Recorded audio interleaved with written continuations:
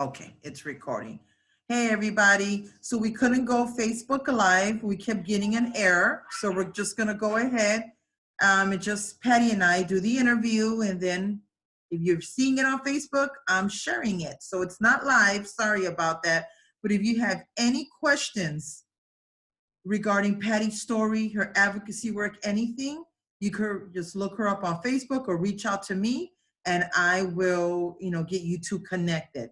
So everyone, this is Patty Watkins, a lung cancer sister of mine that I've known for few years now. And, like I said before in all my videos, we're one big happy family from all walks of life, from all ends of the earth. We're just one happy family. And I say happy because we uplift each other and we're there for each other because we share one thing in common, which is lung cancer. And yeah, right. And so Patty is stage 4. And so I'm going to let her talk. She's going to tell you when she was diagnosed, how long she had lung cancer, and all the yucky stuff about lung cancer that you need to know.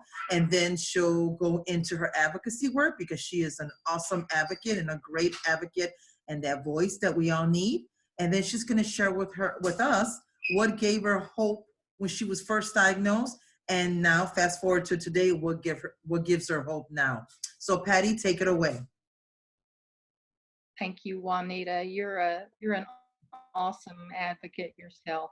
And thank you. This program that you do every week is very educational. It also connects all of us across the world, actually. They're able to tune in and see a little bit about something that they might not have known about earlier. My name's Patty Watkins from Roswell, Georgia, about 20 miles north of Atlanta, Georgia. And I was diagnosed with stage 4 lung cancer just out of the blue when I was 57 years old. That was 6 years and 4 months ago. Wow. And so I'm a stage 4 adenocarcinoma lung cancer survivor. I was diagnosed out of the blue with a blood clot that came up after a long drive with my son. And during that, after we got back to Atlanta from a trip to Nashville, he had an interview up there getting ready to graduate from college. And so I wanted to go up there with him. And we just did a whirlwind trip. And on the way back, my leg was killing me. And I knew it wasn't exercise. I was a big exercise fanatic, but I knew it wasn't any muscle thing. And so as soon as I dropped him off, I drove myself to the ER, and lo and behold, it was a blood clot. I didn't know that blood clots could be an indication of cancer in your body, any kind of cancer. And so they put me on some heparin, and I was on that for about 4 days. And then they released me from the hospital, and 2 weeks later had another blood clot. And that was the blood clot that I woke up from 2 surgeries I did not know I was going to have. And they did a talc surgery where they basically glue your lung to your lining of your lungs. And so it doesn't collapse. And they also did a pericardium window cut down to release the fluid on my heart. That's where they found cancer cells, as well as in my lung. So fast forward, I wasn't, biomarker testing is so important to all of us advocates, and you'll hear us talk about it a lot. Unfortunately, I didn't have a biomarker test when I was first diagnosed. That test until 4 months into my diagnosis, my doctor sent off some tissue to be tested for, do a foundation 1 test, and that's where they found that I had a ROS1 mutation, which only about 1% of all lung cancer patients have that mutation. And of course you think, well, what's they're going to be for me to treat me if I'm in the 1 percentile? But there was a drug that they were experimenting with that worked for a different mutation, and they tried it on ROS1 and it worked. So they put me on that drug. I was on there for 2 years, and then it metastasized to my brain. the drug I was on doesn't go pass through your blood-brain barrier. So unfortunately, I had cancer cells that turned into some metastasis in my brain. And then it was decided that at my treating hospital here in Atlanta, that I needed to have some radiation done. I had 9 spots that showed up, radiated, massive radiation, different spots and points on your head. And then after 6 weeks, I did a CAT scan, and I we were hoping that all those spots were poof, gone. And I had 10 more spots that showed up. They did more radiation on those 10 spots. And then after 6 weeks, another MRI to see how well that treatment went. And I had 29 more tumors that popped up within 6 weeks. So anyway, at that point, their only recommendation at Winship Emory here in Atlanta was that I have whole brain radiation. And I've been reading about whole brain radiation. I did not want to do it, and for multiple reasons. And I've been reading about a doctor in Boston that was working with ROS1 patients, and she accepted me as a compassionate use clinical trial patient for lorlatinib, which does penetrate through your blood-brain barrier. It took about 3 months to have that process approved through the Harvard Internal Review Board. And the whole time I'm thinking how much this is growing while I'm waiting that extra 3 months. I did stay on microscopic that whole time until the washout, the 1 week washout. But now I'm hearing they're not doing a lot of those washouts lately. But I went on the lorlatinib, and literally after 6 months, all of my brain tumors just went poof. Woo, that's so They went away, good. and they were gone. And so, yeah. And so for, I guess it's been 3 years and 4 years this month that Awesome. I've been no evidence of disease. And we've been watching a few spots in my brain. They think it's necrosis from all the past radiation that I had. And so I just don't worry about it. I really don't worry. I don't get up in the morning and think that I'm a lung cancer survivor. I don't think that in my brain. I just go about my normal life. Actually, luckily, I have no side effects. I used to have neuropathy, really bad neuropathy in my hands and feet. It went away after a couple of years. It took a while. Awesome. Maybe my body just acclimated and got used to. Yeah. So anyway, what gave me hope, you asked me back then, was I've got a great faith in God, and that gave me great hope, as you know, Juanita. And also, yeah, but also all the advent of all the discovery that was going on scientifically surrounding biomarker testing and new drugs that were created. And really, I felt like I got lung cancer at the best time in history. And it's proven that so far, I mean, 6 years is not the 6 years is not a expected life expectancy for a stage 4 lung cancer survivor. But all that's changing with all these new medicines. I've got great hope that I just had my grandson celebrate his first birthday. And I've got great hopes that I'll be there at his wedding. Yes, with all the new discoveries going on in medicine. So I've done a lot of talking here. No, that's okay. It's about you, Patty. It's about you. Oh. And I'm interviewing you. It's your story. Everyone's tired of hearing my story. It's you. So as far as, no, that's not true.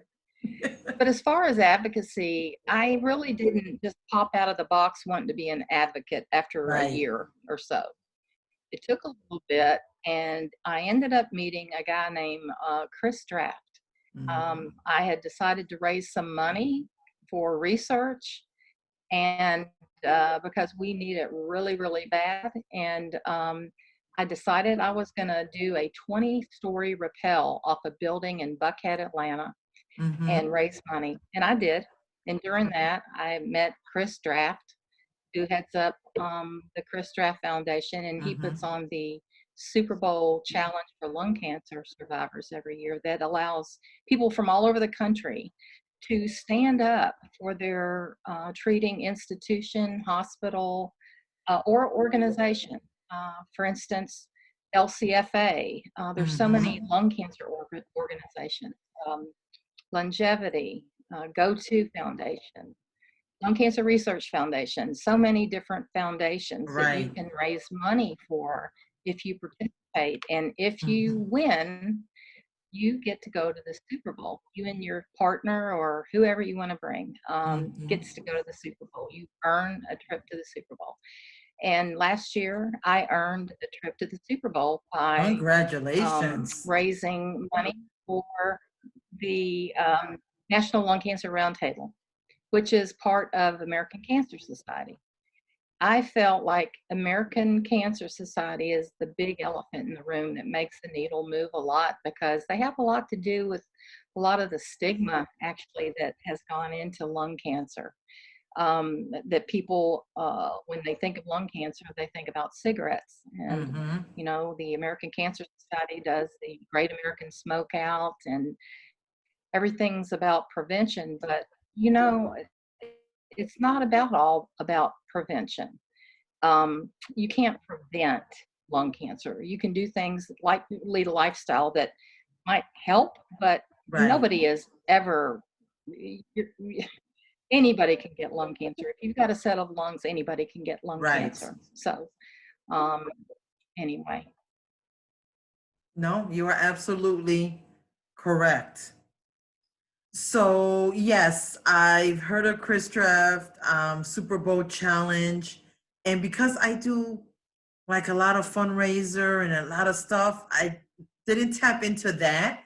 But I know you were a winner, and I forgot who else. I forgot who won a few years back. I know Yeah, Gina. Gina was another winner, and I know. Gina, she was a runner, and she got to actually go to the Super Bowl because somebody actually donated 2 tickets for them to Oh, that's go. awesome. But she was a runner-up. She was in second place. So I'm kind of going off the cuff here a little No, bit, it's but okay. I really encourage all lung cancer survivors um, to unite. I know we have different um, gene groups, onco groups, they're Yeah. called. We have so many different mutations, and there are groups for all those mutations. But the cool thing about Chris's organization is he unites all of us together, Yes. and we're all working together. I mean, it takes a team to be able Yes. to accomplish what we need to accomplish to get more research funding for lung cancer research.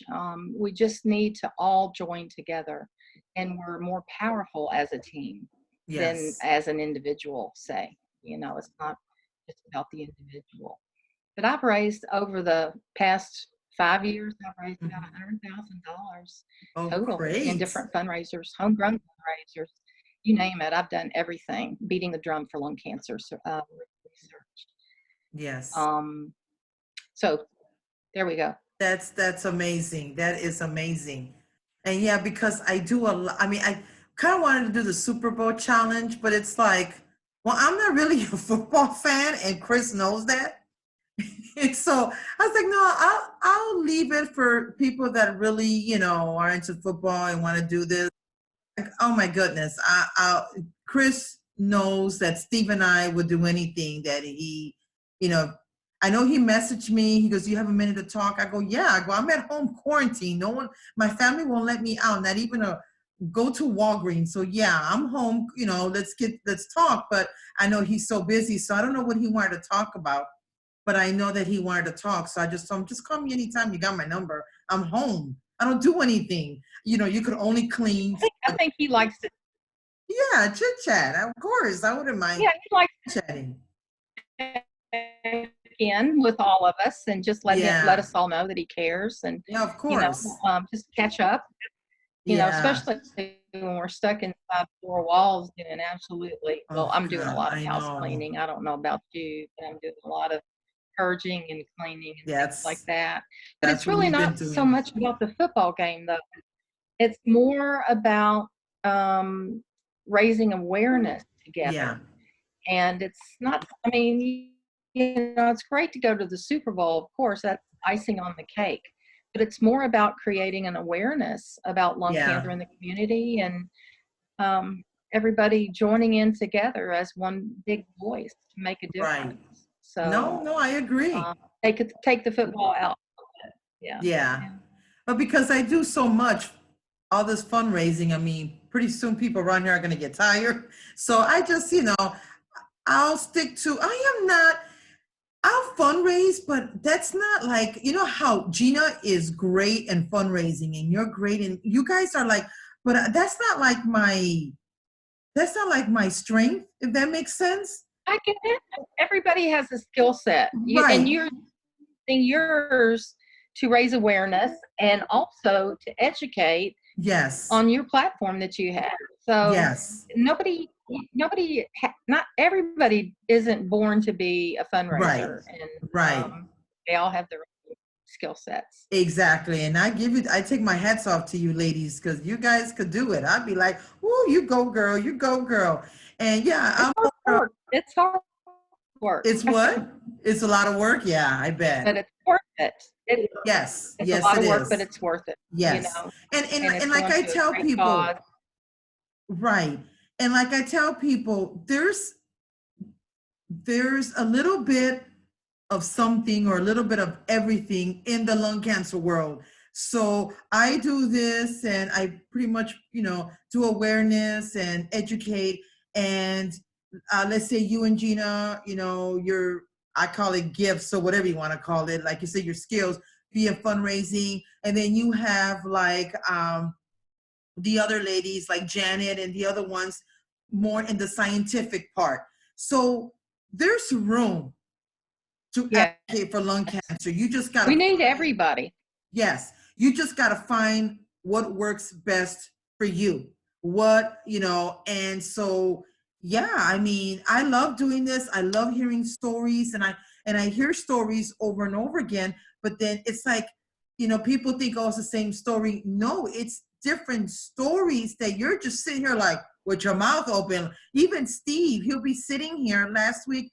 I forget, I interview every week. I forgot who I interviewed last week, but she's sharing her story, and Steve is over here on the other side, and he's like this. Like he just couldn't believe what he was hearing. So Yeah. everyone's story is different. Is there similarities? Yes, but it's still different. And that's why I do this because we Totally. matter. Lung cancer matter. I'm trying to educate, bring awareness. So when you see me or Patty or someone on Facebook saying, hey, donations for whatever lung cancer organization, know that honestly, we're telling the truth from the bottom of our hearts that this money does go for research. And because of it, I'm living longer, Patty's living longer, and our brothers and sisters out there living longer. It matters to us. She got to see her grandchild turn 1. I'm going to get to see Leanna turn 2 in June. So it does matter for us. We're seeing milestones that 5-6 years ago when we were diagnosed, they told Never dreamed I'd ever see. me. No. Exactly. Exactly. Right. Exactly. So what? So we're very blessed to live in Yes. this Amen. the this time in history that we're in. Although it's a very weird time at this time with the Yes. COVID going on, I know. but anyway, I forgot to say at the very first when I was Oh, go introducing ahead. myself that they just gave me 2 days to live. They Oh gave my me 2 days to goodness. live when I was first diagnosed to call my kids home. College, one daughter was working in Washington, and that to imagine just to hear those words, you've got need to call your kids home, say goodbye. It's just Wow. unimaginable. So to be here, sitting here on this day and talking to you, and we've got Easter Sunday coming up, which Yes. is so exciting. I feel like I'm no comparison to Jesus, but I do feel like my whole life's been resurrected thanks to targeted Exactly. therapy and research. And I definitely, otherwise wouldn't have fared so well Right. if we didn't have all that we have Exactly. right now. Exactly. Yeah. And because of your faith, Patty, I truly believe that because of your faith and because of my faith and because we, you know, we took the word of God and we literally like embedded that in our hearts where, Isaiah 53:5, by his stripes you are healed. I remember I would repeat that verse and meditate on it. And I said, Lord, you said by your stripes that I was healed. I'm healed. Those are your words. Your words is truth. Your word brings life. I expect, I kind of like, you know, I told him your word is true. So therefore, I'm going to live. I'm going to make the 5-year mark and beyond. And so, and I think that's, and I do believe that's the difference between you and I and many others. And how I see it is they could pray for us and we could actually feel the presence of God. But then some people will turn around and say, oh, well, it might not happen. You just threw your blessing out that window, if that makes sense. When they Yeah. pray, You just have to claim it from where it starts. yes, yes.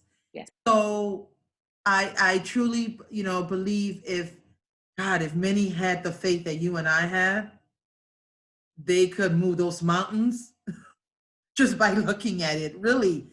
And so, and I don't bring up because a lot of people are not spiritual, or a lot of people don't believe or, might be in iffy. So when I interview, I let you guys bring it up. And if you guys bring it up, I said, okay. And I already knew you were a woman of God because we've talked prior to this and, been together and sat together and talked and shared our stories and, the love of God. But, I do talk a lot about it because I want people to know and understand that there is a living God and he does heal. You just got to open up your heart to him.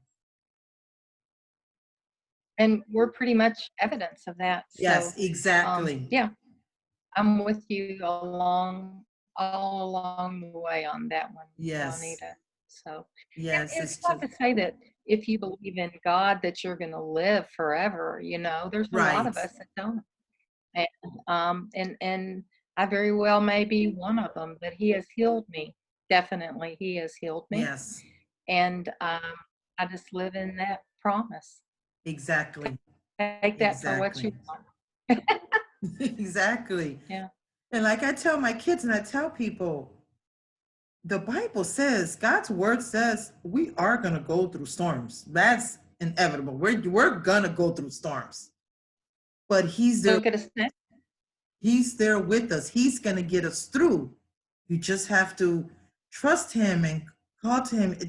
And what it does just makes us stronger and better. And I truly believe that. I truly believe that lung cancer made us who we are today, Patty. Lung cancer made us stronger, made us, our faith has grown out of this world. We we don't let fear take over. Now, do we get a little doubtful? I do. Yes, we're human. I sometimes I'll be like, but fear, no. So when they would tell me you can't go outside, you can't go outside, I just give them that look like, okay, I know I can't go outside, but if I go outside, I'm going to take the precautionary measures. I'm not an idiot, you know. But God did say, Don't go outside. I know, but God Stay inside. did say, you know, he will protect us. And I truly, I mean, that one of my church sister, she goes, Juanita, you have that fearless faith. And that's exactly what I have, is that fearless faith. I mean, everyone says, don't go outside. Okay, I'm not going outside, but I'm not going to live like in fear either. And I already covered myself in the blood of Christ. No, I'm going outside. And when the virus comes, it's just going to keep going. And they're like, wow, you have that faith. I go, yeah, I do. That's how strong my faith is. So I mean, when I went to University of Chicago Hospital, my goodness, I think my husband made me more nervous. I'm like, can everyone just calm the heck down? I'm going to be okay. It's just an MRI. Chill out, people. I had my mask. I didn't want to wear the gloves. But yes, I washed my hands. I had hand sanitizers, everything I touched. I made sure. And I came home and I'm fine. I'm so, I guess what I'm trying to say is build that faith. And I'm telling you, it's going to help you get through this journey. If you're a newly diagnosed with lung cancer, it'll help you get through this crazy journey, because it is crazy. But you're going to meet so many wonderful people. You're going to build a relationship. We're all here to help you. You're not alone. And we're here, but utilize all the organizations and their websites Yes. that have a plethora of information that will Yes. help you through all of this. Even connect you with other lung cancer survivors as the peer partner, Yes. like Longevity does, which I've got a couple of people that I still keep in contact with. That it's just great to be an encourager to other people. Yes. So as you said earlier, there's many skill sets that we all have, and there's ways that you can use those skill sets. And a lot of these organizations need you to participate and be part of them. So Yes. anyway, I see my clock is a little over 8:34. Is there? Yes. I know there's no questions because there's nobody online right now. No, so no, yeah, I'm gonna share this on Facebook and let my viewers, our viewers see it and just say, they're sorry we couldn't go live. But Patty, thank you so much for sharing your story with us, for sharing, just giving us great advice about advocacy and hope, because there is hope, guys. There's lots of hope for us. And like Patty said, in this day and age, I mean, there's so much new drugs out there and in clinical trials, and they continue, and they're going to continue to find the best treatments for us. So don't give up. There is hope. But Patty, before we leave, can you give the viewers some words of encouragement? Whatever. Well, basically, I think the encouragement is in the talking about the new treatments that are all being discovered right now. That's very encouraging. And other than that, just try to connect with other lung cancer survivors.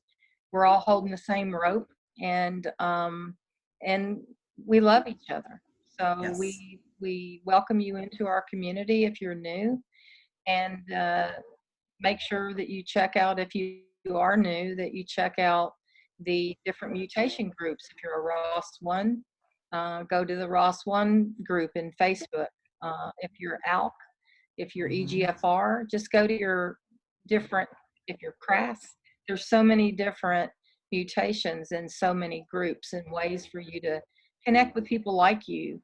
And within those groups to even have discussion, ask questions of the people that are seasoned, that have been in there for a while, that can help you with some answers or places to go for answers. So just really, I joined in Facebook, what was it, 6 years ago, I guess, with the ROS1 group. I think they had maybe 90, 89, 91 people total in the world on that group then. And I know it's a rare mutation, but I think we've got well over 500 now people that participate. Wow. And that's great. I talk to people all over the world, and it's exciting. And all of their stories bring hope. So get the hope also from a lot of the other people that are experiencing, what am I trying to say? Experiencing There you go. great results with their medications. And I know how you feel about the MRI, because I actually, I went in 3 weeks ago. I was actually admitted for COVID to the hospital I remember. a month ago. And that was a scary. situation. My eyelids were glued shut from conjunctivitis. I had all the classic symptoms. 3 days of 104 temps, it wouldn't go down. And my husband drove me to the hospital when I had 104.7. It was like we'd already been to the ER once. It's back in. So got through that. Ended up it was pneumonia. Did not have COVID, Amen. which is I'm grateful for. Yes. Yeah, it's been a crazy. But then the next week after I was released, I had to go back to the hospital for an MRI of my brain. I was literally petrified, Juanita. Oh, I bet you were. My faith failed me, I guess. But, it's scary going in and to get tests. It's a very natural feeling to be afraid if you're in the middle of a pandemic and you've got to go in and go under a machine that other people that you don't know if they've had COVID or what have been in there. Right. So I made them re-disinfect the machine in front of me while I was there. Yeah. And then I wore clothes in that were disposable. I threw them in the garbage, including my shoes, and walked out with a new pair of tennis shoes. And yeah, because I don't want any chance of getting it. No chance of getting it. I know, honey. I know. But I'm so glad you didn't have the coronavirus. It was just pneumonia. Praise God. And I'm glad that you're doing so much better, Patty. I was worried about you. I was. Me too. I saw you in LA. Well, thank you. And I appreciate you having me on tonight. And if I rambled a bit, I apologize. Yes, no, but thank you so much for coming on, sharing your story. I truly appreciate it. You have a good night. You sleep well. God bless you. And I hope to see you really soon. Thank you, okay. God bless you. All right, sweetheart. Okay, bye-bye.